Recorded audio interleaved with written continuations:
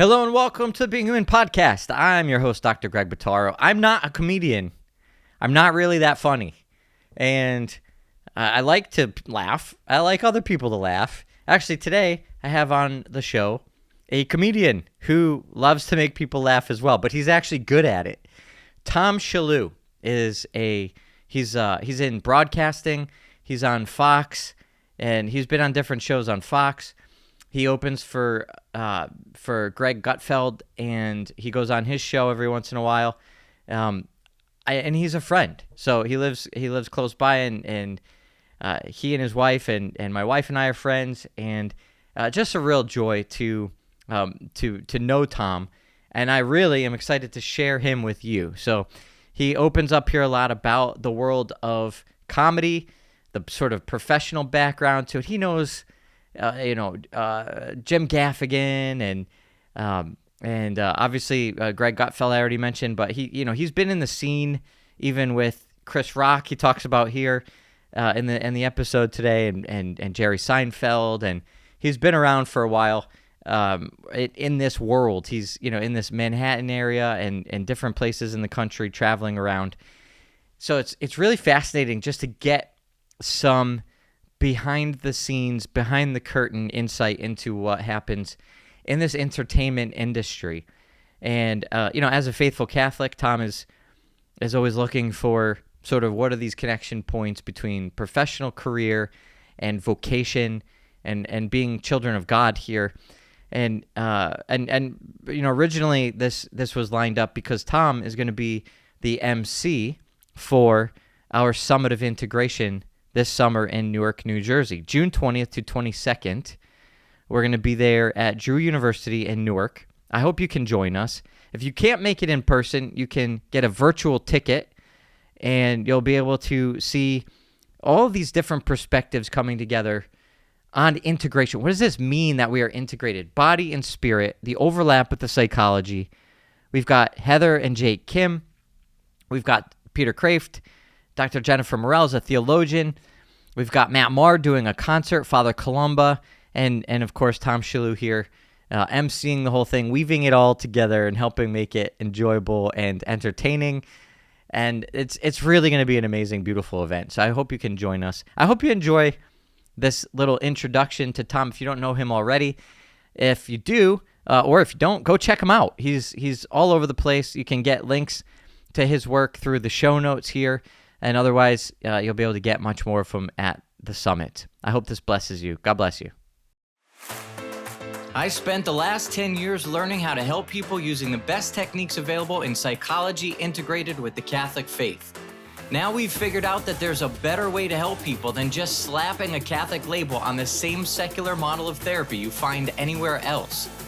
The real question is, how will we make this shift to a new model of truly Catholic accompaniment, keeping the psychological sciences in mind while opening up to a more human and more effective approach? This podcast is here to give you the answer. Join me and follow along as I take you behind the scenes of what this new model looks like, using recorded audio from sessions working with my team, with colleagues, and even directly with clients. My name is Dr. Greg Bottaro, and I want to welcome you to the Being Human podcast.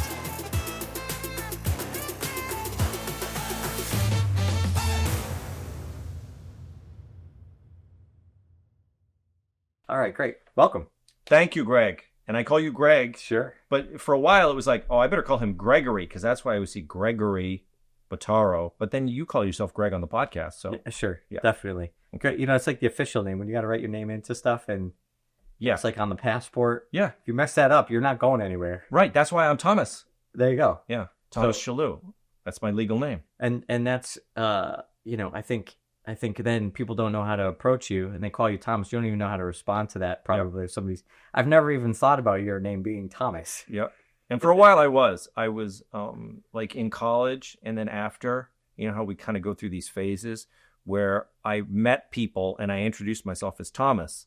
So that kind of post-college year when I was working at a movie theater in Somerville, Massachusetts, and all the people I knew called me Thomas.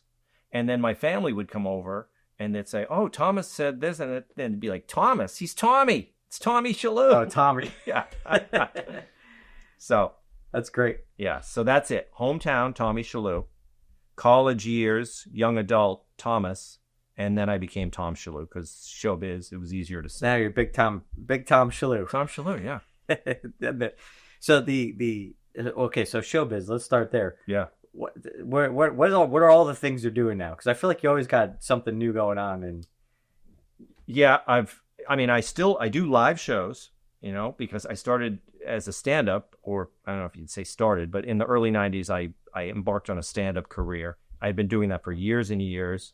And then in about 2010, 2012, I started becoming a broadcaster because I was on Fox News, and then I got hired by Fox News, and I was hosting a show on there. So now I'm a broadcaster as a profession.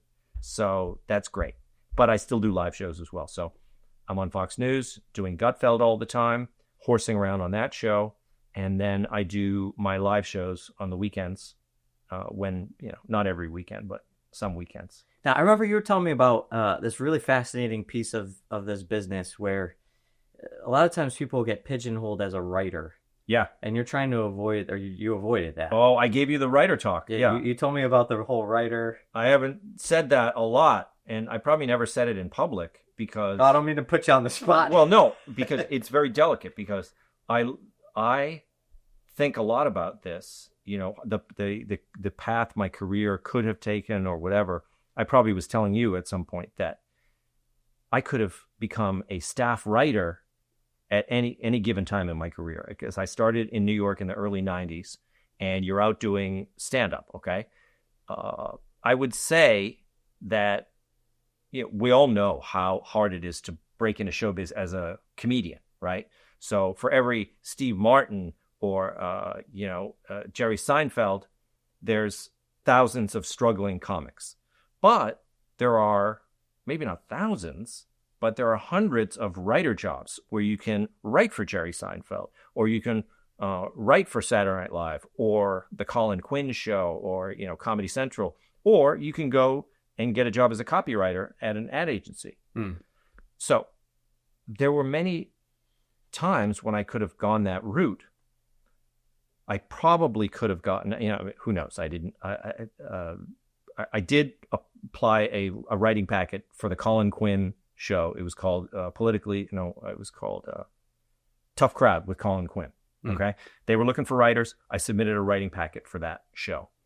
I didn't get hired on the writing stuff. That was the only time I ever really went for a writer job. Was there a reason you went for that one? Because I didn't think, it was all comedians. So Colin was on the show. He had staff writers who were on the show as well. So, So it was a ticket to maybe slip into a little bit more of a spotlight? Right. It was an opportunity you would have a day job and you'd be writing for him, but then you could be on the show. Whereas other shows, for instance, like The Daily Show with Jon Stewart, the writers used to try to get on the air, but there was kind of a wall where they were like, we don't want that, because you got a writing staff. There's 15 or 20 guys and they all want to get on TV. And so the easiest way is to have a policy where it's like, we don't put the writers on the air. You know what I mean? So essentially, a lot of times when you're a writing staff, you go that way and then you're not a performer anymore. And I knew a lot of people. They took a job on a writing staff and then that was kind of it, because you're making good money. You are, buying nice clothes. Maybe you're going out to dinner for the first time in a while. And then you get used to that lifestyle. You're going to keep that writing job. At some point, you have to decide, am I a writer or am I a performer? Yeah. And so there were times when people said, hey, you should submit a writing packet for Conan, my manager at the time. I don't want to be a writer for Conan. I'm a performer. I want to get booked to do stand-up on Conan. I'm Carol Burnett. I'm like, I want to be Carol Burnett. Thought. Yeah, it's like, I grew up with Carol Burnett. Carol Burnett had a huge staff of writers, Yeah. And if you read Steve Martin's autobiography, he talks about, he became a writer, and at some point he was writing for the Smothers Brothers show. And he knew at some point he was going to have to give up that. He had to get out of there, get out of the writing world and get on stage. And the same for Woody Allen. These people, if you're going to be a performer, you have to do it. You can't you can't become a writer, a full-time writer.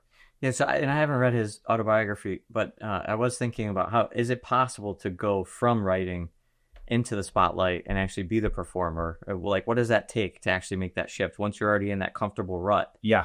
Do you have to just stop? Is it a matter of time and bandwidth? Is it a matter of reputation? Do you have to clear your name from the writer category, or how does that actually happen? I think you have to take whatever risk it is. If you're someone like, it's something John Mulaney did. John Mulaney is now a big comedian, right? Oh, yeah, he was a writer. He was a writer for SNL. He probably could have been the head writer. He probably could have taken over for Lorne Michaels when he retires. Boy. John Mulaney was one of the top guys around there, top writers, but he wasn't on the show. I mean, occasionally he would get in sketches or whatever. But I remember when he decided to go back to performing, he had to quit the writing job. He was probably making really good money at NBC. And then you got to go and you got to get in your car or get on a plane or whatever, and you have to go to the Improv in DC and perform for the weekend. And that's what he did. He went around the country and he performed stand-up, which he did earlier in his career, but he was quite successful. So he was an even more extreme example than me. He had to give up the good paycheck. I mean, I would have been, I didn't want to get stuck on the Daily Show. It was like a cable show. He had a really good job, but he was like, what I'm sure he had that thought. He's like, if I'm going to be Carol Burnett, I got to go and be a performer, and I've got to be like be a star. I got to kind of have my own thing. And so that was my thing. I didn't have this massive hunger to be a star, really. I mean, you want to be successful or whatever. But the reason I always say Carol Burnett is because she is when you think of her, I'm sure she's a great comedy writer, but she's a personality, like chiefly the whole package. And she is you could put her on stage with the crowd. And remember, she used to come out before her audience and she used to do the Q&A. Oh, yeah.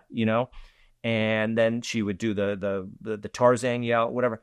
She's a performer. That's her thing. And I feel like that's what I am, essentially. I am a comedy writer. I could probably be a great, I could direct movies. I could be a showrunner. I could do all that other stuff. But in the end, I'm a performer. And so I wanted to kind of always recognize that. You know what I mean? Like that's my thing. I like to perform, and I should probably always kind of keep doing that. And it takes discipline to stay in that track. Yeah, and sometimes like too much discipline. Oh, what do you mean? Well, if you're struggling and you want to be a performer and you don't want to be on somebody's writing staff, you've got to, be kind of committed to your poverty. I see. It's like you want to have a stand-up career. You're going to have to like do whatever it takes to do that and avoid the, getting the easier job, or, writing's not an easy job, but it's essentially more comfortable. So, sometimes it's not just the discipline. It's kind of like, okay, I'm going to have to do without. Stomach, yeah. Yeah. Yeah, interesting. Now, there's a sort of meta issue here that I think maybe a lot of people listening don't recognize or realize. I certainly never realized this just being a consumer of entertainment, or honestly, even overlapped as a consumer in a sense, or of academia. But this idea that there are people writing for other people to perform off of. Yeah. Like ghostwriting, research assistants, comedy writers, this whole world, I actually, only sort of slowly started to realize, some of these great books of academia, these guys are not writing their own books.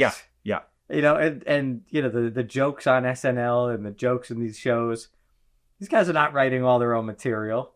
So it's kind of a mind-blowing thing. But I made this connection recently, and I don't know that we want to jump into this conversation yet, but we sort of were talking about AI and technology. But, people are sort of aghast at having a new development technologically and having these tools to help us sort of do more. And some of it seems like it's actually an echo of the fact that, well, we've already built some of these tools that, there's already people helping with the writing. There's already people helping with, the creative dimension of certain things. And so I'm not saying this is the full answer to the AI question, but it's an interesting sort of data point to enter into the conversation to think about AI as a tool to help write. But before we jump into that, just to kind of back up, like this is a professional reality. That there are some people doing a lot of the writing and the grunt work, the research, even some of the creativity that needs to come in. They're not necessarily the people that are presenting it on the front end. Yeah. Well, I think that's been showbiz for years and years, right? And then you have people like you in the old days, Milton Berle, Bob Hope, these guys, they would buy jokes. They would have gag writers. They'd bring them in, and they'd say, what do you got for me? And so they would buy material. They would get their act, and they would, that was the way showbiz was done. Just like music. You had songwriters, you had the music writers and the lyric writers would get together, and they would write the Broadway shows, and the performers would perform them. And then pop music became like singer-songwriter, so you got the Beatles, you got Carole King. And then it became, that's the thing, right? So the Brill Building was full of songwriters, and they're trying to write hits for people. And then all of a sudden in the 70s, nobody wants that Brill Building thing anymore. It still existed, but it was like singer-songwriter, and that became the thing. And I remember it was kind of like when I was in high school in the 80s, it was like, oh, well, that person, they don't even write their own music. It was kind of like you had to be a singer-songwriter or in a band that did their own music. You didn't do cover music, Now it's back with the songwriters, American Idol. You got the songwriters cranking out the hits, and the performers are doing the singing. So it's really kind of like it goes through phases like that. And for a while, comedians, nobody was buying gags, like in the era of, the great comics of the 70s, Robert Klein and, David Brenner and these guys, they wrote their own act, and you could tell it was their act. Steve Martin, he had this absurdist humor. You could tell it was all Steve Martin. He wasn't buying gags from people. And that became like Jerry Seinfeld, Jim Gaffigan, myself, like this whole era of comedians. You have to write your own material. I never had anyone write any jokes for me. It was like, that's not the way to do it. Like, you got to be a comedian, be a man, go out there, write your own act, But now, in the era of social media and things like that, people are like, they're trying to feed the beast. They've got to crank out these videos. So they'll team up, and people will hire writers and do this. And so I think, I don't know how many people are out there now in the clubs working with other people's material, but I bet you there are people, it's more acceptable now to maybe buy some bits from people or some, whatever, some gags. Well, certainly in the music industry, that's just expected. Yeah. And in fact, I don't know if this is actually true, but I think when Taylor Swift when she first started, she was just using her own material, right? She was writing her own songs. Yeah, doesn't she still? Maybe she still does. I think, yeah. That's what she's known for. But, and maybe there is really a quality of, there's kind of an artistic consistency. It's kind of like Steve Martin. The content matches the performer. Yep. In a way that's kind of, and so it's kind of an intangible thing, but you can almost sense that that's got to be true. Yeah. And for certain people, Taylor Swift, I think she's a great songwriter. She's like very, very talented. But in the modern world, it doesn't matter. I don't know some of these young artists who are like Taylor Swift, like whoever, these like Sabrina Carpenter or whatever. I don't know. I don't know yet. Yeah, I don't know if they write their own material. Some of them do, some of them don't. It doesn't really matter anymore. But in a way that I feel like when I was growing up, that was the thing. Like they wrote their own music, or they weren't in the business, And that's the same with comedy. Whereas that's not the way it was. I think some of the great comedians, I don't know which ones, but some of the ones whose names we remember, they bought their material. Well, you just said, Bob Hope and Milton Berle. Yeah. So is there a place, who wouldn't say Bob Hope is one of the great ones, but is there a place to have respect for the performer? Yeah. Just being a performer, even if they're not doing the whole beginning to end creative process. Absolutely. Yes. That's why Carol Burnett is a perfect example. like I said, I don't know if she was involved in any of the sketches. I doubt it. She is a performer. Yeah. It's like she's going to bring it to life. I remember watching, there was a documentary. It was called, I forget the name of the documentary. I'll think of it as Moon Over Broadway is the documentary. Okay. Great showbiz documentary. It's about the play on Broadway, Moon Over Buffalo. And at one point, they're doing, it's like opening, I don't know if it's opening week or opening night, but everything goes down. Like the lighting goes down. It's like, boom, they don't know what to do. And they're like, the audience is in their seats, whatever. So Carol Burnett said, open the curtain. They opened the curtain. They turned on the spotlight and she worked the crowd for like a half an hour while they see the thing, right? It's like only she could do that. Yeah. And there's some great actors who couldn't do that. And, there's like, Shakespearean trained actors who are well renowned and everything like that. And they would never say, open the curtain. I'm going to go out there. Right. Yeah. And so she goes out there and she kills it. And the audience is laughing and they love it. And the writer of the play is like watching. And he can't even believe it. This guy has he's been working for years on this play to get all the gags right. And he's like, she's just improvising out there and she's getting more laughs than the play. Yes. But that's but you've got to have writers because you got to do the play. You can't have everyone improvising all the time. But right. For people like Bob Hope, it was his personality. Groucho Marx, all of the greats, Jack Benny, they were great performers. And so they could do it survive without the greatest writers in the world. They could have the B-level writers and they could bring the material to life. Then there's other people, you give them the best writers in the world and they, their sitcom gets canceled, after the first season. Well, in a sense, acting itself is kind of like that implicitly. I mean, there's no actor, well, there are some, but most actors are not writing their own scripts, writing their own parts. Right. They're taking what's given to them and saying, hey, Al Pacino, here's the script. Yeah. And then he makes it Al Pacino. Yeah. He makes it his. But somebody else wrote it. Yep. And then maybe there's an ad lib thrown in here and there, or maybe, it's all about how it's acted. But it really is this separate kind of art. Yes. And sometimes they're good. Al Pacino's a great example, I think. I mean, he is so good in The Godfather. And he's so bad in other movies. Like, and it's not because people go through phases, they are so brilliant and you're like, oh, that's a great actor. And then sometimes you see him in a movie and then you're like, oh, they're terrible. It was like we were talking, Denise and I were talking the other night, we're watching a movie, Angelica Houston's in it. It's a modern, BBC production and she's terrible. She's terrible in it. Is she no good anymore? Is she phoning it in because she doesn't care? She did it for the paycheck. I don't know, but she has been really good in the past, and she's really bad in this this BBC thing. So people aren't. There's this idea that Al Pacino's brilliant, Robert De Niro's brilliant, right? Because they were really good in certain roles. So then they come out in a movie and everyone's like, "Whoa, Al Pacino once again, he's brilliant." And it's like, is he really? Or was he really bad in that movie? He was really bad because you can't, they're not that brilliant. They're just, they're talented, but it's hard to be good They have for to turn years and everything years. into gold. Yeah. So they have, maybe some of them have at least their sort of niche, and then they can stay in that space really well. Who's the one I just watched? Was it De Niro? It was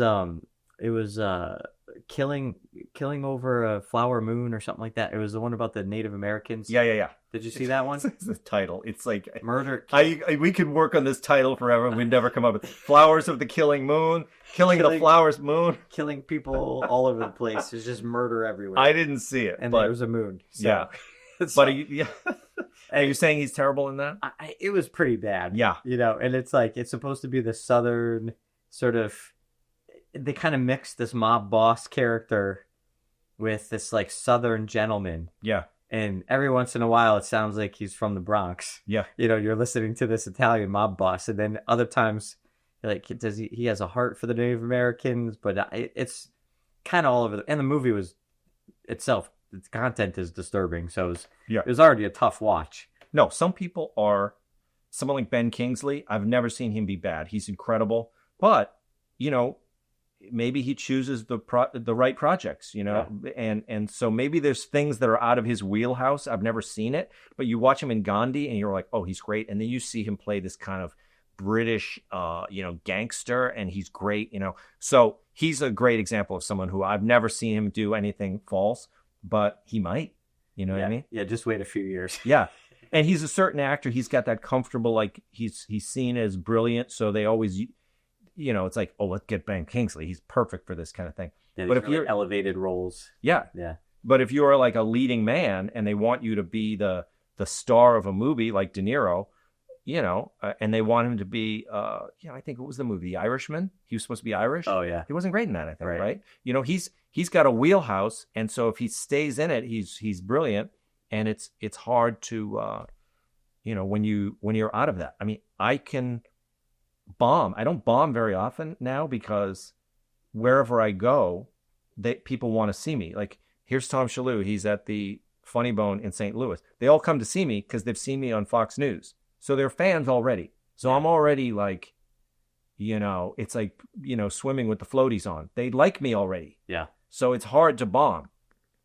But if I go into the city to work on material, I kind of bomb sometimes because the audience is young. They were just smoking pot. I can smell the place smells like marijuana now. Oh yeah, gosh, everywhere. Yeah, and there's no 58-year-old guys doing talking about their dad in their stand-up.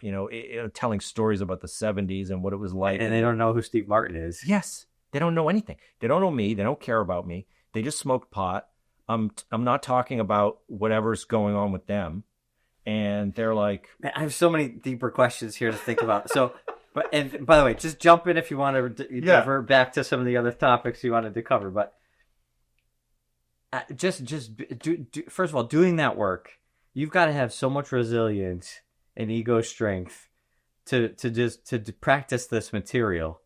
I think I was listening to Seinfeld talk about somebody saying, how many times you have to just bomb when you're practicing material. Yeah. And you're going to have so many jokes that fall flat. Yeah. And you're really just looking for the 1 out of 5 that doesn't. And you put that together with your list of other ones, and then you build a better repertoire as you go forward. But you're basically just subjecting yourself to humiliation over and over again. Yep. What's your experience of that? Well, it's a certain type of, people say, whenever I say I do stand-up comedy, people say, oh boy, that's got to be one of the toughest things. Like they think it's very tough. So they have this idea that I'm like a paratrooper jumping out of airplanes, like I'm doing the scariest thing they can think of. But it's not that scary to me because for 2 reasons. One, I'm a little bit weird because comedians are kind of weirdos. We're going to come back to that.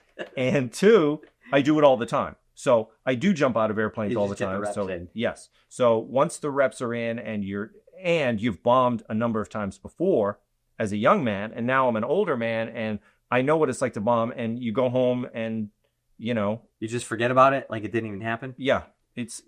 Or you wake up, maybe it does bother you when you go home that night, but then if you've gone through it enough times, you wake up the next day, you're still a comedian. You still got the booking on Saturday, so somebody's hiring you. So it all seems to work out. So bombing's really not that bad.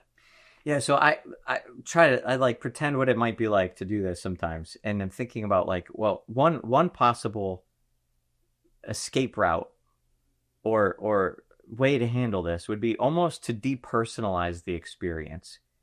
And so I think about and again, I've never done anything like that. I mean, I do public speaking, but never testing material to see what kind of reaction I get, and hopefully it's a laugh, which is his own pocket of human experience, I think. Humor, it's almost like it's so beautiful and such a wonderful thing that when it falls flat, it almost hurts more, I would imagine. What do you mean you'd imagine? You know what it's like. You just told me because you've tried things, right? When you give a speech, I bet you do sometimes throw in a thing for a laugh. Right. Maybe that's true. I throw in a little. I try to keep it interesting. Yeah. But my persona is much more, I would say, academic, professional, trustworthy, kind of just serious. If I throw in a joke, I usually follow it up with I know that I'm not funny. Just as the back end of the joke, because it's really not. I'm honestly not that funny. I don't have the same. I have some weirdness, but I don't know. Maybe I just have never really looked at in my own life freeing up that part of my creativity. Not that I think everybody can be funny. I think I probably could be funny if I worked on it. Yeah. But that's just not something I've really sort of thought about before. But when you say the joke, right, and then it gets some reaction, right, a little bit of laughter, or it's not like there's complete crickets, right? Yeah. So you say it, it gets a little bit of a laugh, and then you say, I'm not that funny. So it's just kind of like, is it a way of, why do you think you say, I'm not that funny after? Is it a way of being like, don't worry, there'll be more mediocre jokes to come, and and don't expect too much, or what? No, I honestly, sometimes it gets like a few more laughs. Yeah, right. So it's just a way to sort of like cushion, it's like, and I think part of it, I mean, if you really want to go deep here, or if you want to spin the chairs around, we're reversing roles here. Yeah. But I think a lot of times, confidence probably drives a lot of the humor as well. Yes. And so if I'm feeling nervous, and I know that's going to come through, if the joke kind of comes out 50% or, half-gassed, then that's probably not going to land as well as if I could have said the same exact joke with 100% confidence and just went all in on it. I probably would get more laughs. Yeah. But so all of this to say, as I'm working through it, not at least professionally sort of billing myself as a comedian, if I was able to depersonalize it, it's like, okay, this is my job. And then you come home and maybe you feel disappointed because you didn't get the laughs out of people. And so it's almost like I got to work on my material. Like my material is not as good as it could be. It's less offensive or hurtful or, triggering that insecurity, as if thinking like people don't like me. Yeah. Or people think I'm not funny, or it's almost more personalized that way. So that's one half of it. But then the other side of it is like, well, no, you have to be really personal, because you have to enter into the encounter and the experience with these other people to be funny. Yeah. Like you got to connect. It's not like you're standing back like some researcher just seeing like which jokes are going to work tonight. I mean, some do that.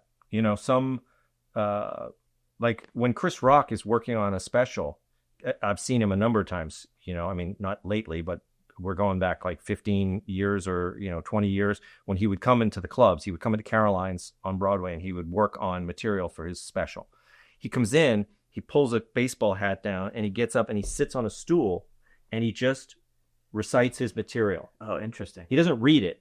He works on it, but he doesn't add the Chris Rock personality. He doesn't punch it. He doesn't goose it. Just to see what the core content gets out of because people. He knows Chris Rock can goose anything with the Chris Rock personality and everyone will laugh. Oh, interesting. And he knows that's no way to work on material. So he's not even incognito. He comes in, he's got the hat on, but he doesn't, and he ends up sometimes, he's kind of curt with the audience. Like they say, Chris Rock, and he gets up and he's like, all right. And then they're going crazy.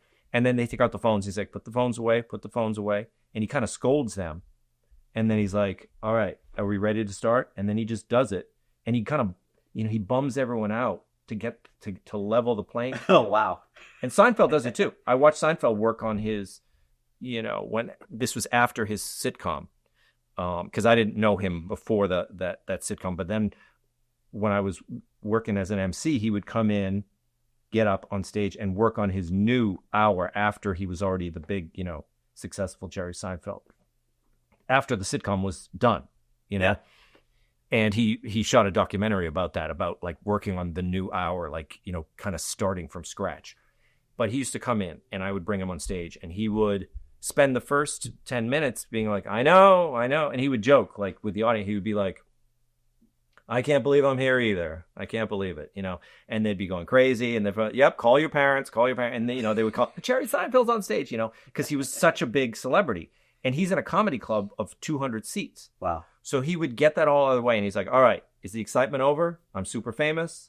I'm really rich, by the way. I have millions of dollars. Have you heard? I have like 100 cars. He would just get all the excitement out. And then he would say, did you ever go to the laundromat? And, and you go back, and it's Jerry Seinfeld just talking about details because that's what he does. Yeah. And So you can never say like, forget I'm Jerry Seinfeld, but that's what he was trying to do. That's what Chris Rock was trying to do. So, it was interesting. I've never had to do that. I never, I guess I could. Now that I have fans, I could, if I want to work on material, I don't know how I would do that.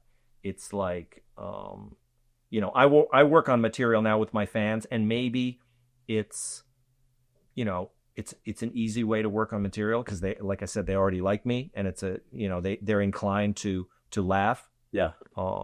But the only other option is to go into the clubs in front of the 28-year-olds who are smoking pot and try my material, and it bombs because it's not going to work for them. So you got to find a happy medium. Yeah. That's almost too impossible. It's too far. Yeah. I mean, for someone like me, I think Chris Rock, Jerry now, not as much, because he's working for a certain crowd. I think the 28-year-olds, they don't even resonate with Jerry anymore. But Chris Rock was always fairly universal. He's playing for that comedy club crowd. Yeah. I almost never was because, I was like, I was a little bit antiquated even when I was 30, Oh, yeah. Yeah. Because I'm like, I was more like Bob Newhart, and, sometimes I'd be working late nights. And ladies and gentlemen, you've seen him on this, the Comedy Central, Tom Shillue. And I get on the stage, and I could see people being like, all right, really bland white guy. Like they were already tuning out because I was not like the urban hip dude who was gonna like. And did you always have a sort of conservative bent? Yeah. I mean, that can't help. No, yeah, but I didn't come on stage as like a conservative guy, but I was obviously like kind of clean cut, and I would get up, and then I wouldn't swear. I would be up, I would be working fairly clean, and I think a lot of people, they'd be like, a little drunk. The last guy was really dirty, and then they see me get up, and they're like, and then I'd say, well, let me tell you about my girlfriend, and they'd be like, oh, this guy, I'm going to go to the bathroom. You know what I mean? So rough. That's rough. Oh, so I would imagine, though, in the process, you're building up some real resilience to maybe the negative opinions of others. Yeah. Yes. And then, but it's a brotherhood of, and there are some, there's women, but I often refer to the guys because it was mostly guys that I was hanging out with. But the comics are in the back of the room. They kind of love it when their fellow comic has a rough night. Oh, man. And then you go and they buy you a drink, and then you talk, oh, can you believe that crowd? They hated me, And so you kind of commiserate. So you feel like you're kind of in combat. So you're sharing the misery with other guys. And so there's something fun about that too. That's great.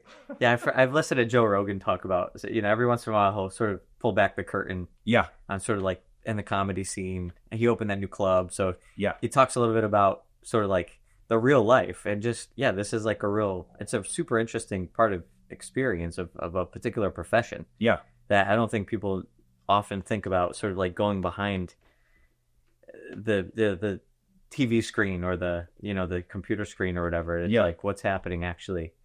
So we'll say civilians, like, well, that's what we used to say. Sometimes we would refer civilians. They'd be like, oh, well, when we'd use the word civilians, like that's people who haven't done stand up.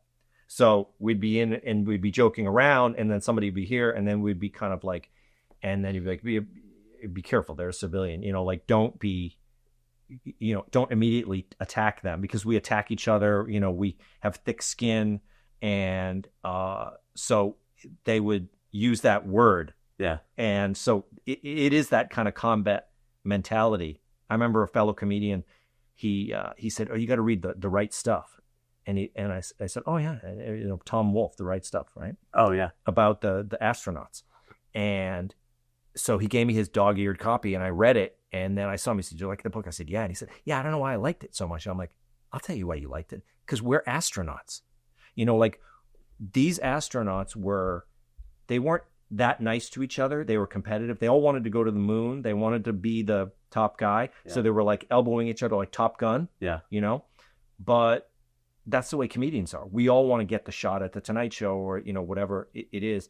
we're elbowing each other out of the way. We're jealous of each other's success. But if somebody attacks a comedian, we're like, Yeah, it's shut like up. this deep camaraderie. Yes, Yeah. yes. Yeah, wow, that's a great comparison.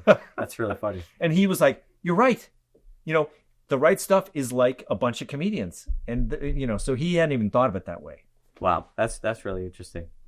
Well, so let's connect this back over to AI. So we were talking about, where this fits in and, how is this helping us versus hurting us as a species and sort of where we're at culturally. So, if somebody uses AI to start writing jokes, what do you think about that? Well, I think it's terrible. And it's going to be hard for a while. I think I've talked to other comedians about it, because they're, well, we're going to be replaced pretty soon. I think AI can replace writers before singers, then singers, or maybe musicians, then singers, filmmakers. But comedians, we're going to be the last to go because it's really hard. It's I think it's one of the more difficult things for AI to master. I'm thinking, just from what I've seen, when I see AI trying to write jokes, It's pretty terrible. pretty terrible. But if it's like, AI, even basic level AI that you don't even pay for, the free AI, show me a picture of Tom Shillue holding a sword on the moon, and all of a sudden there's a picture of me holding a sword on the moon. It looks pretty good. Yeah. Yeah, I don't know. I would use a little more caution. I would probably say that it's going to be coming for your lunch. I would say. I mean, How soon though? well, it's progressively it's increasing its abilities and capabilities faster than anything I think anybody's anticipating. Are you guys talking about it in the psychology world? Well, I think AI I think you therapists? you laid out all these rungs of progression. Yeah. You missed actually the ground level, the first step. It's already trampled therapy. It's way beyond what most therapists are doing now, which is what is fascinating to see. You can plug in and pull out protocols and scripts and real interventions that I would say is better than, I would guess, if I had to really estimate, 80% of what's happening in therapy today. Yeah. But then that's how does it come out? As a text document, or you could either have it, they could have you talk. Well, we already had, we've already bridged the gap here with, BetterHelp came out, and that was just texting. Yeah. And so, in our model, we developed this mentorship model, and the purpose of our model was to actually be able to talk to people every day. But in order to make it tenable to work every day with all of our clients, we had to separate it from real time, so it became asynchronous. And so the way we do that is with an app. So it's voice messaging on a private channel between you and your provider, but it's a daily dialogue. Yeah. So we kind of also started using technology to bridge a gap, but there's a radical difference when you actually hear the voice of a person is a real person who is flawed, imperfect. Yeah. And, sometimes I'm maybe a little tired, or I'm a little distracted, or, I'm not necessarily paying the same exact 100% attention in the same exact way as the other days of the week. Yeah. And you could tell, even if you don't know directly what's happening, you might be able to perceive something is almost imperceptible, but you have a sense and intuition. And that imperfection is it's like a little glitch that just tells you, hey, this is still human. Yeah. And when you see something so perfectly orchestrated and constructed, it maybe at first glance is like, oh, this is perfect. And then all of a sudden it's like, ooh, wait a minute. This is like sort of post-apocalyptic, or this is dystopian in some way. Yeah. Like, this is too perfect. So I think with voice, we're keeping enough of the human in the interaction. But BetterHelp, which a lot of times I'm explaining my model, and people are like, oh, you mean like BetterHelp? It's like, no, BetterHelp is just texting. But is it AI? No, it wasn't before. It wasn't. Yeah. But I'm saying they're bridging the gap. Yeah. They've created a methodology that gets people used to receiving help in the format of text messages, which can very easily, which I think already is being supplemented or supplanted by AI. Yeah. Like, how do you know the difference? Yep. If you're just getting a text message, how do you know if that was originated by AI or a human person? Yeah. And actually, the texting is maybe more authentic and more maybe authentic's not the right word, but or authentic to the model of the therapy that's being provided. So if it's like cognitive behavioral therapy, it's like if somebody who sticks to cognitive behavioral therapy, most therapists who say they're CBT will still deviate a bit from the model. Yeah. In the conversations. Right. But if you just want CBT and then you get this computer just giving you the CBT prompts, yeah, like, it's pretty profound.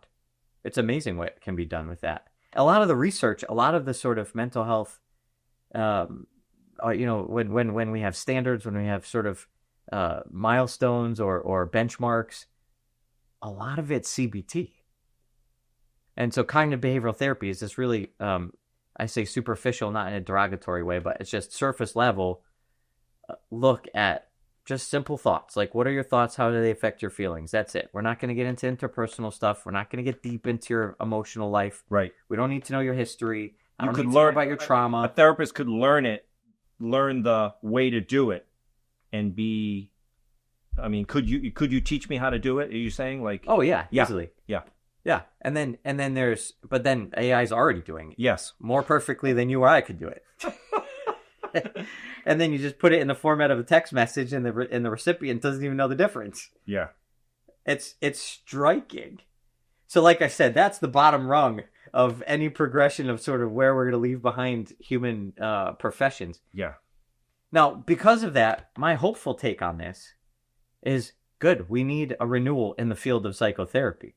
And so it's going to really push the field to own the value of what it's doing. Mm-hmm. Because if what you're doing is no better than an AI, then AI should be eating your lunch. Mm-hmm. But if you're going to say, oh, well, we do something that's so much better because I'm a human and I can do it in a better way. Okay, great. Own that. Show up. Like, defend that. Because from our model, we'll defend that. And we can talk about all these dimensions of the human relationship that will never be replaced by AI. I've already mentioned it, one being even the imperfections. And that's, we actually build that into the model because we're giving people the experience of being in a relationship with another human. And that's usually the training ground that most of us need to work on. Yeah. We're all in need of a little bit of extra help Well, yeah. being in a relationship with other What's humans. the name of this podcast? Yeah, there you go. I guess we're a bit biased in sort of what we all need. Yeah. But that is, at the end of the day, I think it's interesting to think about, if AI, the newer AIs do have this sort of outside the box creative thinking.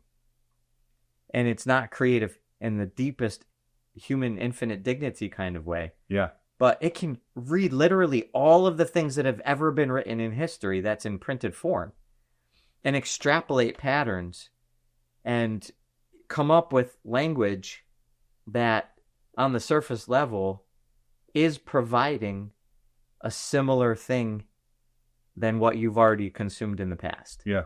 So it could be humor. It could be it could be a screenplay. It could be an opera. It could be, amazing things that if a human created it, they would be masters. But it could be AI creating it. Yeah. I know I am I say I don't like what's coming with AI, but I'm using it all the time. The thing I use is Perplexity. I don't know why I came upon that one, but it's the app that, some people use ChatGPT, whatever.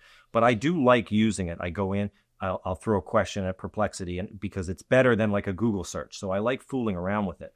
But on the other side, I'm like kind of a Luddite in that I want it all. Like, I have a vision of myself for the rest of my years. I want to create this idea of getting away from all of this technology. I have this vision of myself in my golden years of being completely analog. Yes. I've been shooting film lately. Oh yeah. Yeah, I got a film camera. I'm loading it full of film. I'm shooting it, developing the film. You setting up a dark room? Yeah, I in the basement. I mean, you know how you do a dark room? You just go in a room and close the door. It's dark. Don't you need like tubs of stuff to develop and like some clotheslines hanging around? I did it in the bathroom, but okay. I haven't been printing pictures, but I'm developing the film. Okay. So you develop it in the bath, and then you have to do the right temperature and all that kind of stuff. But you can do it in the bathroom. But printing pictures, you kind of do need a dark room and an enlarger and things like that. Okay. But I've been shooting film, like Super 8 film again. Wow. Because for years, obviously, just shooting video. Now I'm back because I shot Super 8 film in high school in the 80s. So I broke out all my old films and I started shooting new ones. I'm doing art. I'm doing watercolor, anything that I call the analog world to get away from the digital world. But at the same time, I get frustrated with anyone who thinks like I do. Like I'm going away to a barbershop weekend, right? Barbershop quartet weekend. Now that's totally analog. You go away, you open up beers, you sing, around the campfire. It's just a lot of fun. And there's no technology at all. You put your phone away for the whole weekend. But we're organizing it, and someone sends out an email and he says, please send your deposit to me at his address in New Hampshire. And I'm like, you want me to write a check to you and put it in an envelope? I'm so irritated with the guy. Where do I mail it? I don't even know where the mailboxes are now. Stamps. Yes. Like, where you need me to get an envelope? And so I sent him back and I said, can you Venmo? And he said, no. Like, he doesn't have Venmo. He's like an old guy and he's analog. And I'm like, I'm annoyed by him. But that's what I'm trying to do. Yeah. So I wish I was more like that guy. But now I obviously I'm addicted to the conveniences of, sending a payment. But this is where I'm constantly going back and forth. So I love the analog paradigm. Yeah. Paul Vitz was our professor in graduate school. Also the uncle of or the father of one of our mutual friends, the McGibbons, Justin McGibbons. Oh yeah. So her father's a famous Catholic psychologist, and he had this paradigm of analog digital. And he's talking constantly about this postmodern sort of movement towards the digital. Now we're into the transmodern, but in this call back to this analog. And I'm always thinking about it in terms of whether or not that's actually just a relative comparison. Because even a record, we use the example of a record player with a record, versus a CD, and it's understandable. You got pits and grooves with a physical needle transmitting sound waves, or zeros and ones. Yeah. Right? Okay, I get it. Clear difference. But at what point do we not consider the pits and grooves a sort of digitization of voice or instrument? Yeah. But I'm drawn to it. Something in me wants it. But is it just nostalgia? Is it more human? Is it, like Shrek, you mentioned earlier, he got a record player, set up this really nice sound system. And now everywhere I'm out, I see records, and I'm like, I could have said, I'm going to get this record for Shrek. And then last night we went to a show, and they had a new album that came out. And I was like, oh, and then it hit me. I want a record player. Yeah. Like, I don't have this weird obsession with sending records to somebody else. I actually I want something about it. But what is it? Again, is it the imperfections? Is it the scratching of the noise? Is it the other things that happen in the room when it was actually being recorded? Yeah, because there is a sound difference. I didn't, when digital first came out, I was, dismissive of the people who were like, oh, that sound, because it was so crisp, and you put the headphones on, and digital music is quite amazing. But now I can really, the difference in analog music, or when you listen to a record player, the warmth of a hi-fi stereo as opposed to the digital music, especially digital music today, which is compressed and very, it's all got the compression, and it's got, but there's a warmth to it. There's obviously there's nostalgia to it because we used to listen to, I would sit with my dad listening to the records on the record player. But there's also the process of it, which is the slowing down. So the pulling out the record and putting it on the turntable, playing it, and you only get the record plays 5 songs and then it stops and you have to flip it over. It engineers a little bit of a ritual into it, so it's not so trashy. I love that. It's more than just the music. Yeah. It's actually embedded within the whole experience. Yeah. That's really important. I think that makes a lot of sense. If you're thinking only about the music, then I started thinking, well, now we're progressing. The digital is getting so much better. And now you have all these, all this like new Dolby, every 6 months they have a new iteration of the next level of Dolby, whatever. Yeah. And, you got 17 speakers coming at you from every angle. And we actually also went recently to a Mozart concert and in person, a real concert with real instruments. Yeah. And it was like the most profoundly beautiful, immersive experience. And then I listened to it afterwards, and this immersive music, Apple immersive music, whatever, put on some nice headphones. Same music. And I felt the same way. Same music. Yeah. And I felt the same experience. And it was like, oh, so maybe now we're getting to the point where the digital is actually crossing a threshold where it's so good that it's as if it's really in person. Now, if you just take a snapshot of the music itself, the actual sound quality, maybe it can get better and is getting better. But I think you just hit the nail on the head with the key. That's different. It's like something about me knows I have a sense that I'm putting on headphones, sitting in a chair by myself, without real people playing real music with real instruments, without my wife with me, without slowing down. Yeah. Like all the other elements are gone. Yeah. So it's not just about the sound experience. It's Right. about the full human experience. This is why the mixtapes that people used to make, your friend or your girlfriend in the 80s, they would make a tape for you Oh, yeah. with all of their favorite songs. And Yeah. you would get insight into them because of the songs that they chose, and you could hear them, and you could, they had to do it on the tape recorder so you could hear the click, and then they would Right. start the new song, and you would have a little bit of them, and so obviously the sound quality wasn't great, but that mixtape it had meaning to it, and it was, again, it took a long time for them to make it, so it was more like a handwritten note. Yeah. And even go back to the comedy, it's like the jokes, maybe you could imagine a world in which jokes get funnier with AI. But it's going to be missing somewhere built into the experience is the comedian who got slaughtered night after night Yeah. at a comedy club, coming up with the 1 out of 5 that made it onto the final list. Yes. And it's this sort of ineffable part of the human experience. And we're not that funny. Like, comedians we get more and more credit because of the agreement with the audience.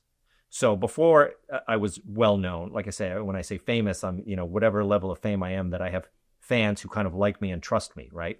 But before any of that, I was benefiting from the agreement of the audience that came to the comedy club. They paid money. They sat down, they get 2-drink minimum. So they're going through the process. The lights go on the stage, and then they say, you're going to be seeing some of your favorite comedians from Letterman and The Tonight Show, So there's an agreement that this club did its homework and found the top talent. I'm here paying money, so everyone's got a stake in you being funny. So you benefit from that. They don't go in there to just trash everybody. They go in to have a good time. Yeah. So that was the agreement with them. Then when you get more well known, there's an agreement between you and the audience, because the fans, my fans now, watch me on Gutfeld.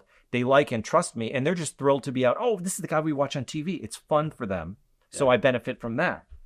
So the art form of stand-up comedy is an agreement. It's like, I'm saying the setup now, and then I say the punchline. And then people are used to the rhythm and the music of the comedy, and they know when to laugh. So they help you out with that. Like, you guide them through the set. They laugh when they're supposed to. It's working with them. So there's something there that AI can't do. AI can't have that agreement unless you give it over. Unless you say, I'm going to agree that to be thrilled by AI comedy. It's not part of the deal. Like it's a human relationship. Yeah. The comedy. It's not input and result. Or like, remember that? Did you ever see that movie Short Circuit? I think it's from the 80s. Yeah. Like Johnny Five. Yeah. I was just picturing like a club that actually just sets it up that way. Like Johnny Five rolls out onto stage. Yeah. And it's like, it's acknowledged. Like we're making this a part of the agreement. Yes. Here's Johnny Five. He's going to tell you some AI jokes. Yeah. Maybe they're hilarious. Maybe not. Who knows? But like, it's embedded within the full experience. It's not somebody over here pretending to do one thing on a human level, but really, it's been preceded and pre-filtered with all this AI stuff. Yeah. Yes. And well, go ahead. No, and I think the we'll get to know that later on. Right now, there's something fun about AI. So you could do AI comedy night at a comedy club, and you could come out and have, people sign up on a list and get up and just read jokes like a karaoke style off a teleprompter. Oh, yeah. And it might be funny because it's like, oh, how does this guy deal with this reading the cold joke, Oh, yeah. So you could have fun with it because it's new. But in 10 years, that's not going to be fun. You couldn't do AI comedy night, Wow. because it's not a new fun thing. So I think as it goes, I don't know. I only see us getting more insistent on the human interaction. Like I don't see, I don't have I think everyone's going to get sick of all this stuff. All the AI stuff. I think they're going to get sick of it, and they're going to want to analog it. All of it, including the convenience? No, they'll use the convenience. I guess they will use it to, it's why you still want to, we've had email now. People grew up on email. I remember when email was fun. Boom, you've got mail. Oh, wow, I'm checking my mail. It's so fun. Now it's a total pain to look at your email, right? But we have grown up with email and text. But when we really want to talk to our friend, we want to sit down and talk to them, right? Yeah. So we know how to text, and we can, it's instantaneous. But we still want to have the real conversation, because the convenience of the text is good, because you got to talk to your wife when she's out. She's got to text you. So you want to take advantage of that. But it's like, when we're home, it's not like, hey, let's talk. I'll go upstairs and text you. Yeah, it's crazy. But it's really tough to think about what's happening large scale, because the companies that emerge that are successful, that are monetizable, are going to be based on large scale trends. And we have a movement away from inconvenience and this almost obsession with convenience, where I think you and I can kind of handle the complexity and ambiguity of saying, let's do barbershop quartet weekend. I really hate sending a check in the mail. Yeah. I wish I could also do Venmo. Whereas it's like, okay, but you're still doing the weekend in the mountains. Like, that's pretty awesome. Yes.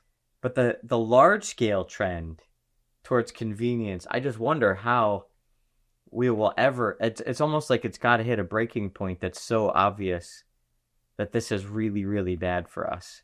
Yeah. That we're forced back into embracing the inconvenient. Yeah. I was trying to write a bit the other day. I don't know what it is, but the note I had in my phone was, I don't want a smart fridge.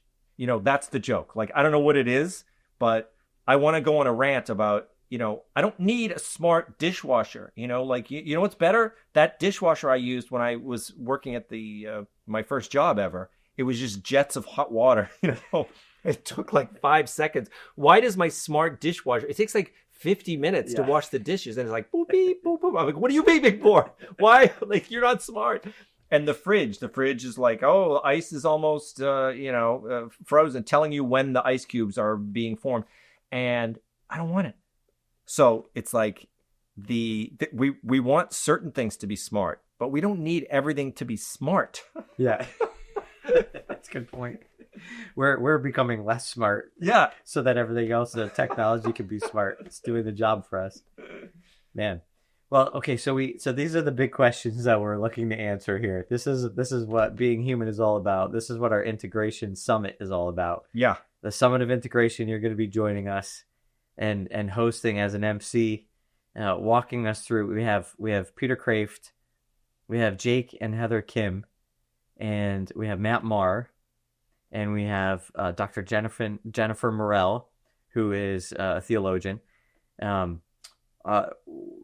What do you think if you're listening as a potential participant, or if you were just going to be an audience member? I'm curious, from your perspective, what you think are really important questions that we're grappling with in a summit like that. Well, most of the people in your audience are going to be what, fellow psychologists? No, not at all. No, it's sort of open. Okay, so that's good, because I'm thinking, like, I don't know. I would feel like if it was all psychologists, it'd be a tough audience. Yeah, I just think they would be dead fish. I don't know why. I'm gonna leave it no comment on that. I just think they'd be tough. They'd be a tough audience. But the you know what's going to be fun is being a bit of a dum-dum, because I don't know a lot of what you do. I don't know about it, right? Even when you're just, talking about, CBT, I don't know the lingo. I don't know the methods and things like that people use. But I'm going to be kind of like the, when you have a show, like, what was that old show with Dr. Drew, Loveline? Oh, yeah. I'm going to be the Adam Carolla. Yeah. I'm going to be like, hold on a minute, slow down. Let's, so that's what I'm hoping to bring to it, is my ignorance about what's going on, because obviously there's going to be a bunch of smarty pants talking about all these smarty pants ideas. Well, kind of a straight man role, right? Yeah. But I don't, correct me if I'm wrong, but I think the best straight men also are kind of in on the joke. Yeah. Like, one thing, I don't want you to sell yourself short, because you've also always fascinated me as somebody who really does have your finger on the pulse of, maybe not within this one niche of psychology, but the larger picture of psychology, which is excellence, striving for human greatness.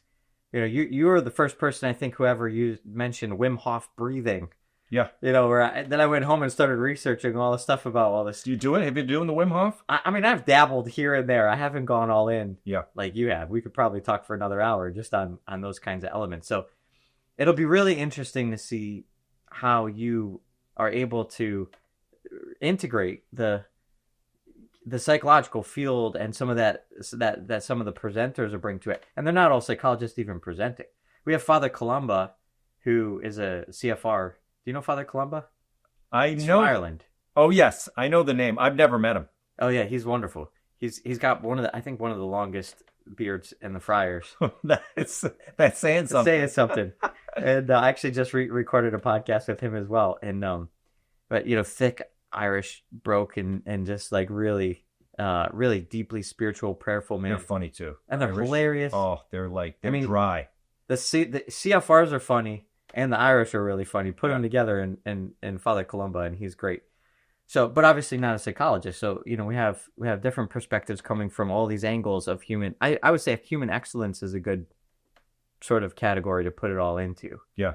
And so you're coming at it from, yes, a different angle, but not totally far afield, so that you can't, be able to make sense of some of this other gobbledygook. Yes. Well, hopefully I'm, we mentioned it earlier. Comedians are, they're weird. And I bet some people who don't know me at all and might like listening to this podcast or watching it, they're thinking like, this guy's not that funny. I mean, it's just like, yeah, see, they got to laugh. Yeah, exactly. Right. It works. But, I'm not I am a, we were talking about writers and performers before, and I said I am a performer, but I am not a life of the party type of guy, the way that like Steve Martin, he's not that way either. Who am I thinking of? Robin Williams.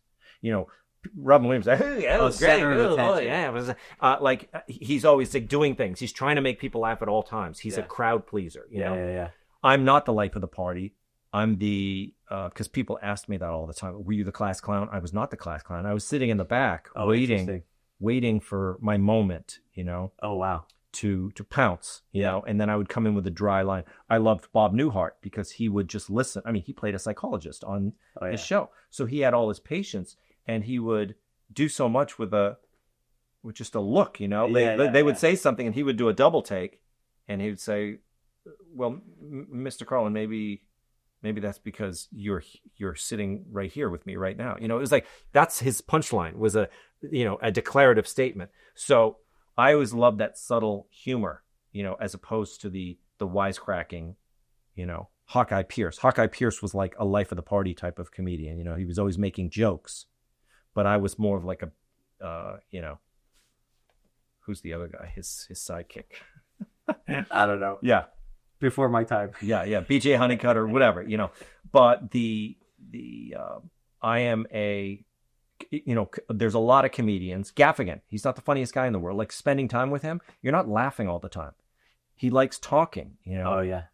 And comedians love talking about, they love talking about themselves and their life, you know, because they're always making observations. But it's a lot of conversation, and some of it's quite boring because they want to talk about things. They want to talk about ideas and things like that. And so they're not out to make people laugh all the time.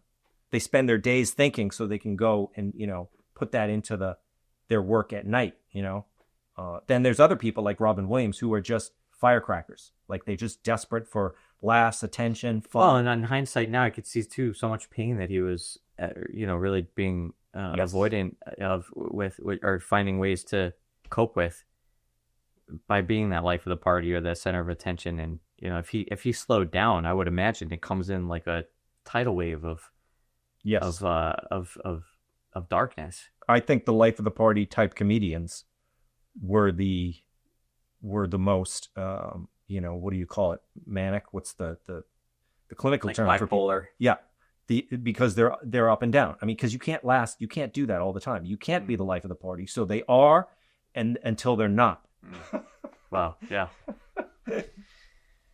Yeah. Well, I'm really excited to have you be a part of what we're doing here. Well, I hope it works out. Imagine. I mean, like I told you, I don't bomb often, but sometimes I do. So get ready. Right. We won't be billing it as a comedy hour. Yes. So. No, so far you haven't been, right? Right. No, you're not like he's going to knock your socks off. It's just like he's going to be there. Honestly, the last one, it was one day only. And I had no idea what I was getting myself into by even hosting an event in the first place and then being the MC. Yeah. So I did it myself. And I forget being funny. That wasn't even in the cards a little bit. It was just managing the schedule. Yeah. Was a whole nother level that I didn't actually anticipate. And so this time we were planning ahead. We kind of threw it together within the last month. It was about a 1 month preparation. So we thought, well, let's not do that again so quickly. How about we actually think ahead?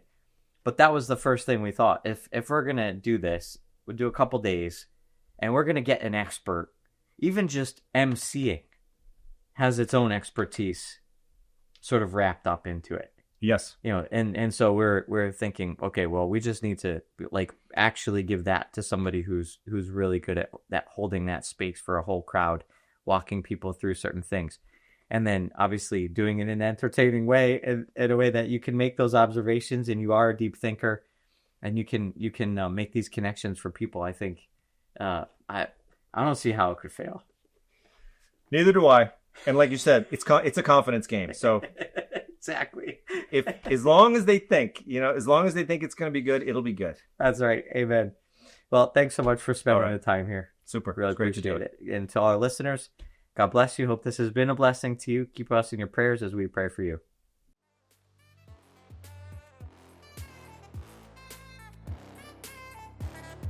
Thanks for listening to the Being Human podcast. If you've enjoyed this episode and want to help us spread the word and hear more, please head over to iTunes, leave us a review, and subscribe, as it really helps us to get our content out to more people. Be sure to listen next time as I take you deeper into what it means to be human. If you want more free content and information about what we do at the Catholic Psych Institute, head on over to CatholicPsych.com. God bless you.